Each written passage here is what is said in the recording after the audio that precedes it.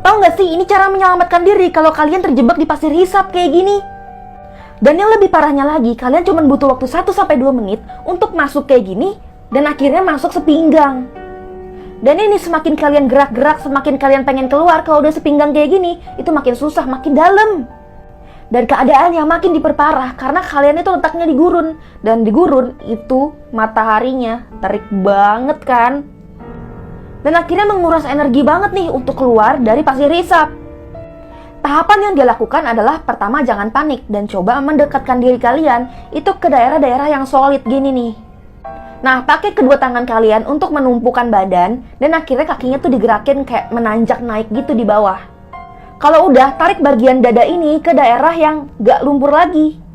Lalu gerakin kaki-kaki bagian belakang yang akhirnya nanti kalian dapat mudah merayap keluar sampai akhirnya bebas deh.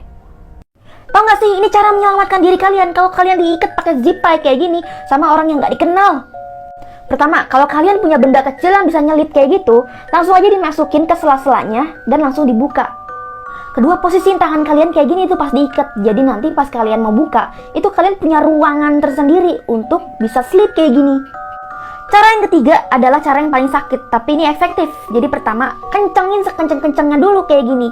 Sampai akhirnya nanti kalian angkat tangan dan langsung hentakin ke bawah ke daerah pinggang.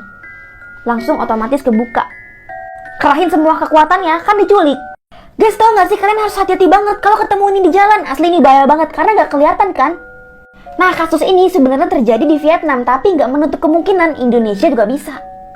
Nah, di sini bukan paku lagi yang dijadiin ranjau buat pengendara-pengendara mobil maupun motor, tapi plat besi kayak gini. Yang tujuannya udah pasti bikin pengendara-pengendara motor atau mobil itu bannya pada kempes.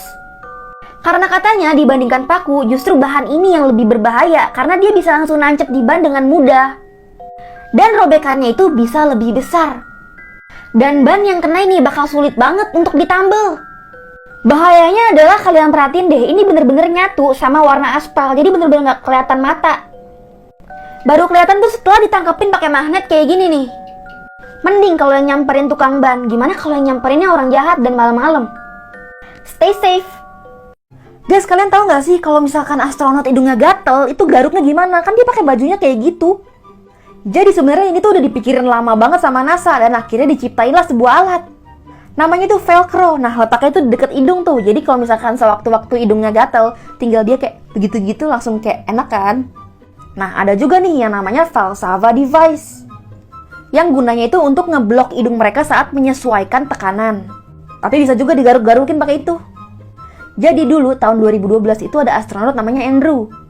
Jadi ada cairan yang berfungsi untuk mengurangi fogging itu kena mata dia nih kayak gini nih. Nah, cara dia untuk ngebersihin itu dari matanya, akhirnya dipakai nih alat ini untuk kayak kucek kayak gitu. Kelar deh.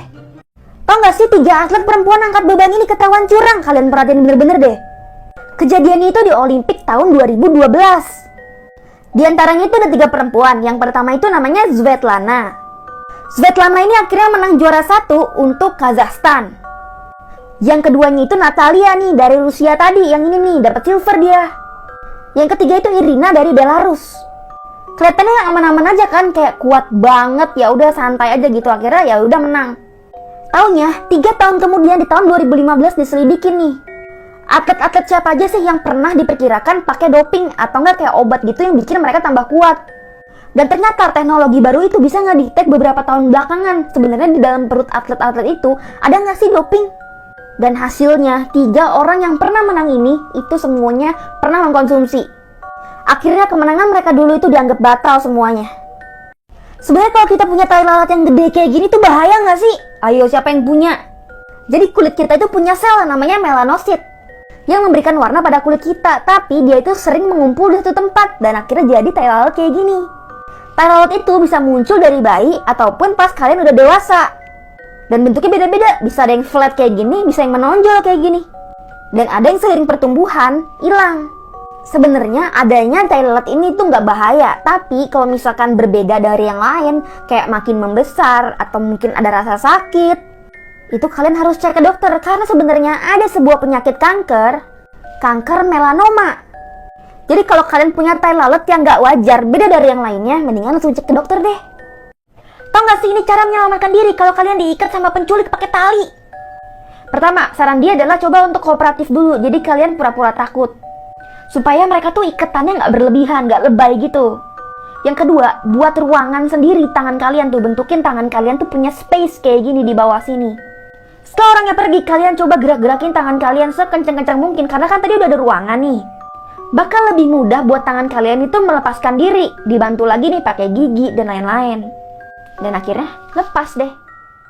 Usaha dikit ya, kan diculik.